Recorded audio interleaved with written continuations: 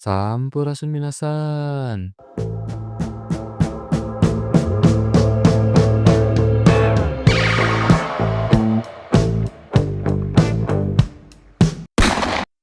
Kita kembali lagi di channel RDV Project. Ya, karena kita akan segera memasuki tahun 2025 ya. Jadi selamat tahun baru untuk kita semua. Semoga semua keinginan kita dapat tercapai di tahun 2025 mendatang. Termasuk keinginan Mimin juga yang ingin mencapai 1 juta subscriber ya. Dan itu saja doa dari Mimin yang seorang wibu ini. Dan seperti yang sudah gue jelaskan di video sebelumnya, kali ini gue akan melanjutkan alur cerita dari manhwa Mokyang Dark Lady. Dan jika ada di antara kalian yang belum tahu alur cerita awalnya, boleh dilihat di video sebelumnya ya. Dan jika sudah, daripada kita makin penasaran, siapkan kopi kalian, cemilan kalian, dan langsung saja kita masuk ke dalam videonya.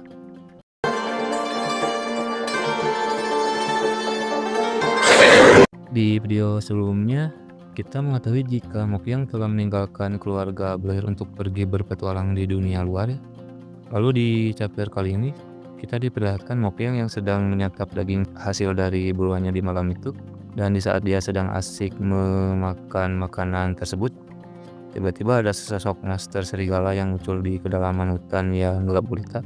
Sepertinya makhluk tersebut dan kawanannya telah mengamati Mokyang dari tadi. Lalu dengan cepat makhluk tersebut melompat ke arah Mokyang, bermaksud untuk menyerangnya menggunakan cakranya yang tajam. Namun serangan tersebut hanya berhasil mengenai makanan yang dipegang Mokyang ya. Dan di sini tentu Mokyang tidak diam saja. Dia mulai membalasnya dengan tebasan yang tepat mengenai punggung dari serigala tersebut. Sayangnya seperti biasa monster tersebut ternyata masih bisa bertahan berkat regenerasi luar biasa yang dimilikinya. Ya, mungkin di dunia ini kebanyakan monster yang ada di dalamnya itu memang memiliki regenerasi untuk menyembuhkan diri kali ya. Mimin juga nggak tahu. Ya, tapi di sini seperti biasa jika serangan biasa tidak mempan, Mokyang akan melakukan serangan lainnya yang lebih kuat lagi. Dan benar saja, dengan mengalirkan ki ke dalam telapak tangannya, Mokyang berhasil memberikan serangan yang cukup jarak kepada makhluk tersebut dan membuatnya mundur untuk melarikan diri darinya. Disusul dengan keriwanan serigala yang ada di belakangnya gitu. Lalu di panel selanjutnya kita berpindah ke daerah Kekaisaran Krakataus, di mana terlihat Raja sedang berbicara dengan Tozir mengenai sebuah benda yang tidak lain adalah hati naga. Dan pada dasarnya di sini Tozir memberikan info kepada Raja bahwasanya mereka bisa berkesempatan untuk mendapatkan benda tersebut. Karena info yang diterima Tozir jika saat ini Kekaisaran Tripia akan meminjamnya dari Corin itu. Dan mereka berencana untuk menjaganya atau tidak lain merampok benda tersebut saat transaksi antara Kekaisaran Tripia dan Corin sedang berlangsung. Ya, sebenarnya di sini mereka juga agak curiga karena bisa saja info tersebut sengaja dibuat bocor. Mungkin agar bisa menjebak mereka gitu. Tapi ya karena tidak ada pilihan lain lagi, akhirnya mereka memutuskan untuk menjalankan rencana tersebut meski memiliki risiko yang sangat tinggi gitu. By the way, di sini juga kita diberitahu jika hati naga itu adalah benda yang cukup penting untuk membuat sebuah Titan ya. Dan Titan pada cerita dunia ini tuh sejenis robot seperti robot Gundam gitu. Bukan Titan yang ada di manga sebelah ya guys. Dan di panel selanjutnya kita diperlihatkan Mokyang yang sudah keluar dari dalam hutan. Dan sekarang dia sedang menuju sebuah kota terdekat di daerah tersebut. Dan di sini kita juga diberitahu jika kadar oksigen di dunia tersebut ternyata lebih tinggi dibandingkan dengan dunia murid tempat asal si MC. Jadi menurut MC kita siapapun dapat dengan mudah menjadi petarung yang cukup kuat karena sumber ki yang melimpah di tempat tersebut. Lalu saat hendak menuju jembatan penyeberangan untuk menuju kota tersebut, Mokyang dicegat oleh seorang cewek berambut pirang. Lalu cewek tersebut mulai berkata, "Hei, mau kemana? Ke Vulkansi? 10 perak untuk biaya jalan." Begitukah? Mahal sekali. Baju ini harganya cuma 7 perak. Jika kau tidak punya, berenanglah. Menyenangkan sekali. Berenang, balas Mokyang yang dengan cepat melesat ke arah cewek tersebut, yang tentunya kecepatan Mokyang tidak bisa dideteksi oleh NPC yang satu ini dan membuat pedang yang digenggamnya itu terlempar. Dan Mokyang di sini langsung mencekik lehernya sambil berkata, "Berapa yang kau punya? Aku tidak punya, karena itu aku merampok. Tidak punya, aku rasa tidak. Balas Mokia yang kini mulai menggeledah beberapa pakaian yang dikenakan cewek tersebut. Dan MBC yang satu ini tentunya hanya bisa berteriak seperti cewek pada umumnya yang ada di dunia nyata gitu. Dan satu itu pun berakhir sampai di sini. NPC langsung kena karma instan nih NPC. Lalu di chapter selanjutnya kita diperlihatkan cewek tersebut yang kini sudah diikat oleh MC kita ya. Dan tentunya beberapa pakaian dan peralatan berharga dia juga sudah disikat oleh MC kita ini. Lalu saat hendak meninggalkan cewek tersebut, Mokyang langsung melemparkannya ke dalam sungai yang ada di bawahnya. Dan ini itu untuk membalas perkataan dia yang sebelumnya, menyuruh MC kita berenang jika tidak bisa membayar. Dasar. Semua NPC di manhwa Korea pasti akan berakhir seperti ini. Ya, setelah itu di final selanjutnya Mokyang sudah sampai di kota Vulkansik. Dan saat ini itu dia sedang santai di sebuah kedai sambil minum bir. Dan di sini Mokyang mulai teralihkan perhatiannya dengan sekelompok orang-orang yang ada di hadapannya. Mereka itu sedang membicarakan perjalanan mereka yang akan menuju kota Shahen. Lalu dengan sedikit berbasa-basi, Mokyang mulai menghampiri mereka dan berniat untuk ikut dengan kelompok mereka yang ada di wilayah tersebut. Dan di sini juga diketahui bahwa perjalanan menuju Shahen itu cukup berbahaya karena harus melewati hutan yang dimana menurut rumor yang beredar di tempat tersebut itu ada sarang naga yang cukup kuat. Lalu salah satu pria di antara mereka yang bernama Persian sedikit meragukan kekuatan Mokyang karena dia tuh melihat persenjataan yang dibawa oleh Mokyang itu menurutnya tidak layak gitu, termasuk pedang saber yang kini sedang dibawa oleh Mokyang yang menurutnya pedang tersebut bahkan tidak bisa menembus kulit master. Dan di sini Mokyang hanya membalas perkataan Persian bahwa dia tidak akan menjadi beban bagi kelompok mereka.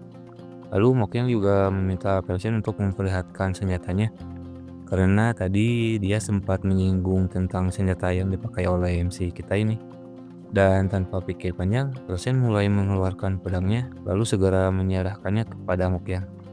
Di sini MC kita cukup terkejut karena pedang tersebut tiba-tiba menyerap ki miliknya yang membuat dia tuh menjatuhkan pedang tersebut.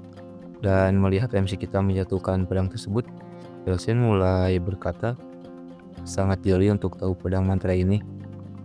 Dan di sini Mokyang hanya memasang wajah datar sambil menanyakan apa itu pedang mantra.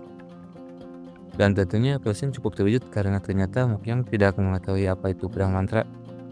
Yang seharusnya itu hal tersebut sudah banyak diketahui oleh orang awam itulah.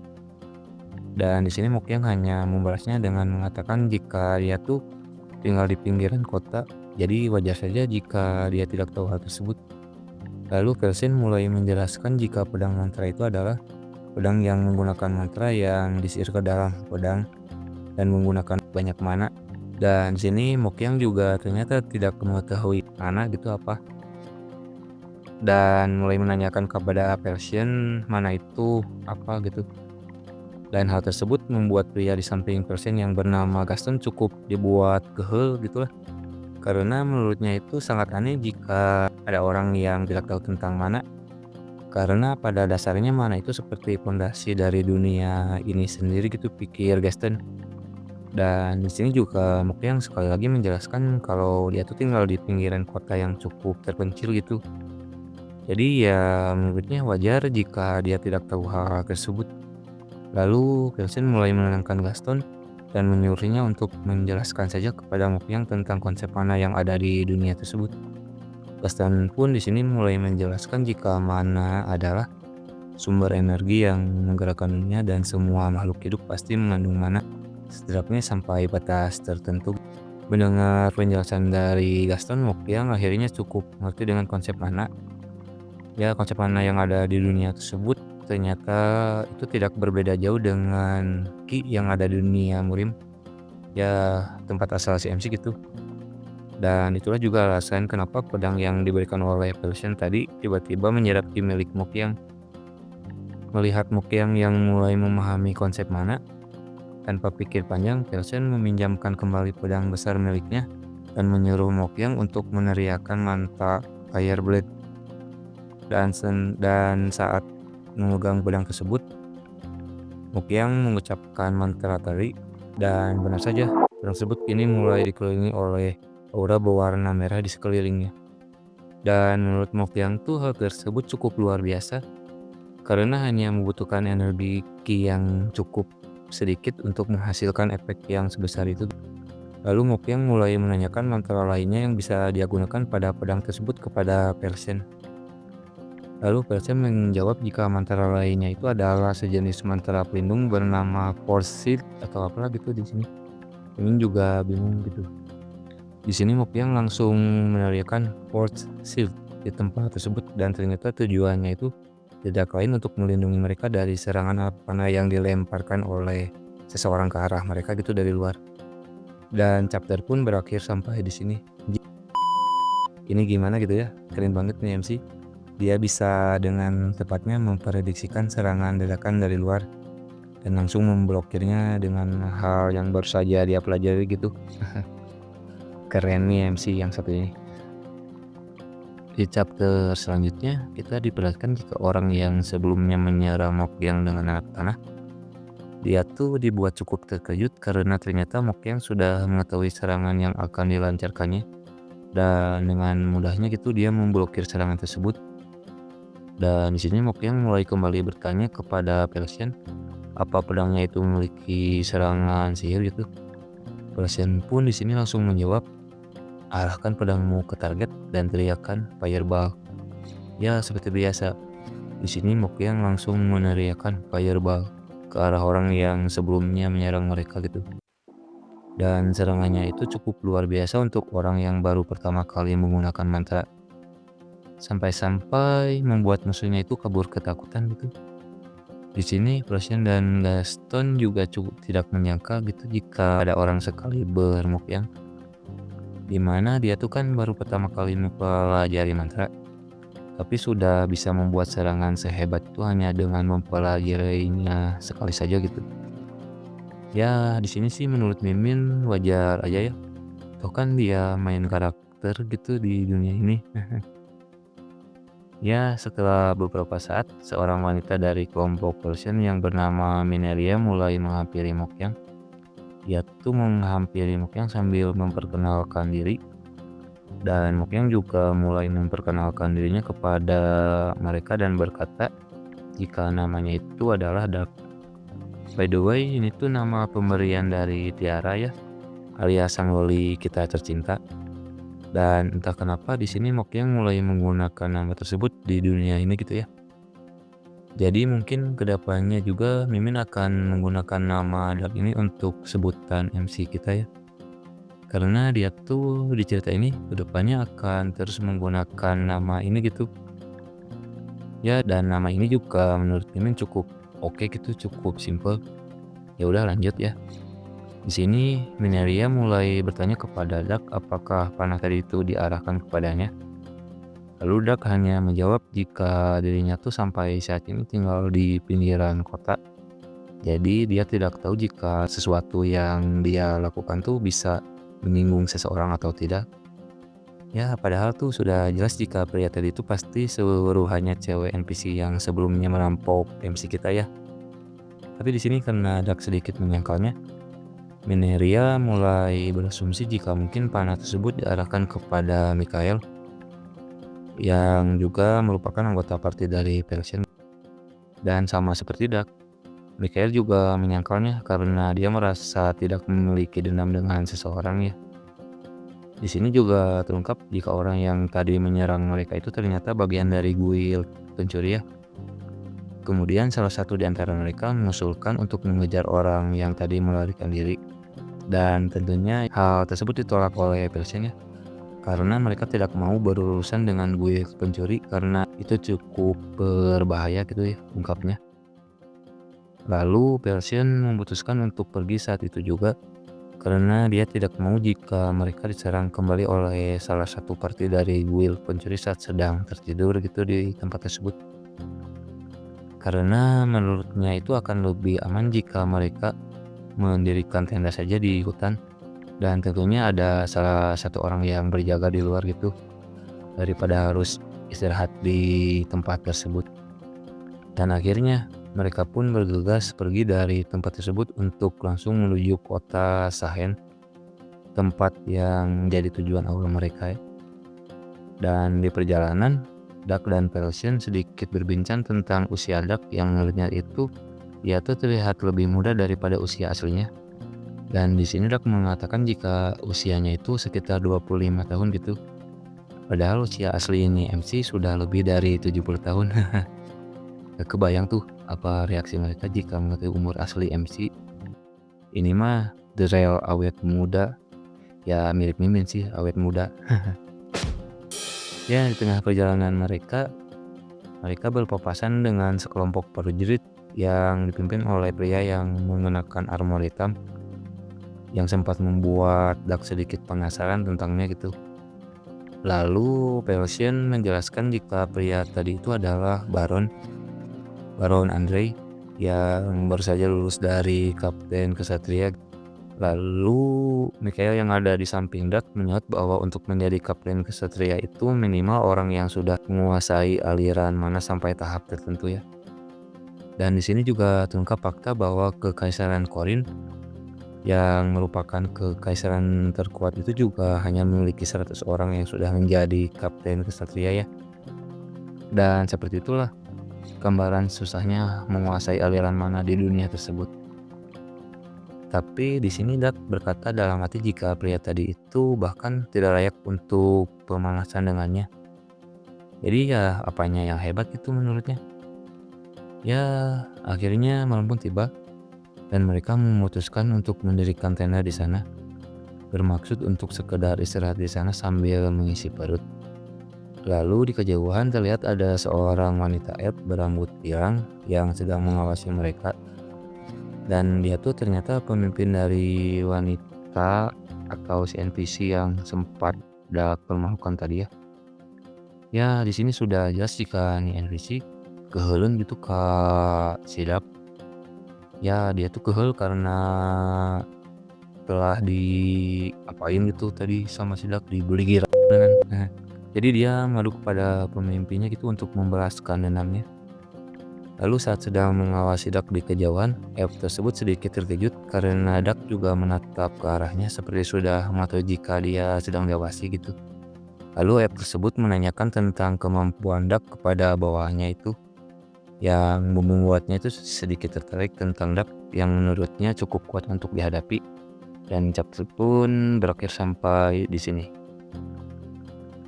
Di chapter selanjutnya kita diperlihatkan jika kelompok Duck sudah tertidur. Dan di sana hanya menyisakan Gaston seorang yang berjaga ya. Dan dia tuh cukup penasaran tentang Duck yang menurutnya itu dia cukup aneh untuk seorang yang tinggal di pinggiran kota gitu ya. Dan setelah beberapa saat tiba-tiba sebuah anak panah melesat ke arah Duck yang sedang tertidur.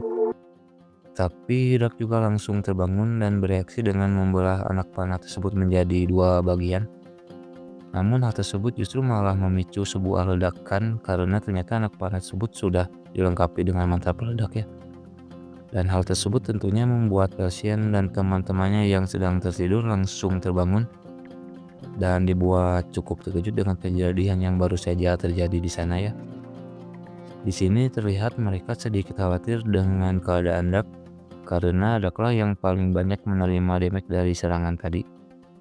Tapi ya di sini Duck terlihat cukup baik-baik saja meskipun baju yang dikenakannya itu harus rusak gara-gara serangan tadi ya.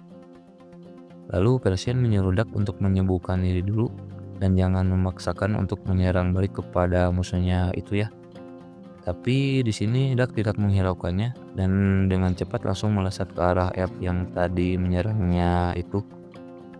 Dan hal tersebut sedikit membuat Persian dan teman-temannya itu cukup terkejut. Karena ternyata Duck masih bisa bergerak dengan kecepatan yang absurd, mengingat dia tuh baru saja menerima serangan telak dari musuhnya. Dan di sana terlihat Duck tadi cukup gelisah karena Duck kini dengan cepat melesat ke arahnya untuk membalas serangannya yang tadi ya. Dan dia juga tidak tinggal diam gitu. Ia segera melancarkan tembakan menggunakan panahnya ke arah Dak yang ada di hadapannya ya. Tapi Dak dengan mudahnya memblok serangan tersebut menggunakan ujung bilah dari pedangnya. Setelah memblokir serangannya, Dak langsung meninju wajah dari elf tersebut yang membuatnya itu langsung KO dengan sekali serangan gitu.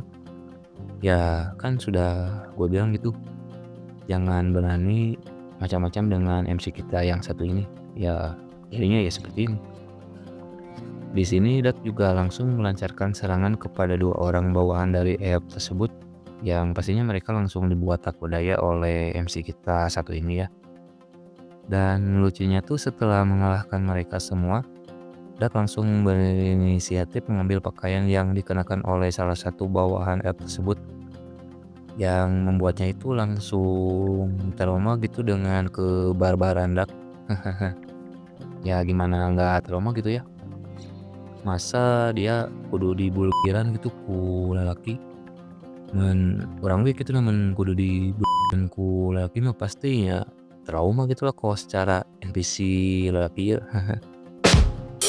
Ya oke lanjut. Setelah menangkap mereka semua, akhirnya Dak menanyakan kepada F yang diikatnya itu ya, apa alasan dia mengincar Dak, dan F tersebut tidak menghiraukannya gitu. Malahan wanita yang ada di sampingnya itu yang kemudian angkat bicara. Jika Dak itu seharusnya tahu tentang alasan mengapa mereka mengincarnya, dan dia juga mengancam Dak bahwa dia tidak akan aman karena berani macam-macam dengan kuil pencuri gitu ya. Di sini Dak juga menegaskan jika dia tidak takut dengan kuil pencuri yang mereka sebutkan tadi itu ya, dan juga tidak ada untungnya gitu jika dia membunuh mereka di sini. Jadi dia hendak meninggalkan mereka di sana ya. Tapi F yang merupakan pimpinan mereka malah berkata jika Dak jangan terlalu percaya diri dengan kekuatannya itu ya. Dan hal tersebut membuat Dak kepikiran gitu jika dia meninggalkan mereka begitu saja, pasti mereka akan mengejarnya kembali gitu ya. Lalu perlahan Dak mulai menghampiri mereka berdua yang membuat mereka berdua cukup ketakutan gitu dengan senyumannya Dak gitu ya. Mereka itu tidak membayangkan apa yang akan dilakukan oleh Dak gitu ya, membayangkan apa gitu yang akan dilakukan oleh MC kita satu ini kepada mereka ya. Dan chapter pun berakhir sampai di sini ya. Ya, kira-kira apa yang akan dilakukan Dak kepada mereka berdua ya? Daripada penasaran ya, kita nantikan saja di video selanjutnya. Oke, sekian video dari gua. Terima kasih untuk kalian yang masih mantengin video ini sampai akhir. Mohon maaf jika ada kesalahan dari gua, dan jika ada kata-kata dari gua yang sulit dimengerti, boleh tulis di kolom komentar ya. Dan jika kalian suka dengan videonya, boleh di-share ke teman-teman kalian. Terakhir, salam dari gua. Sampurasun para wibu sekalian.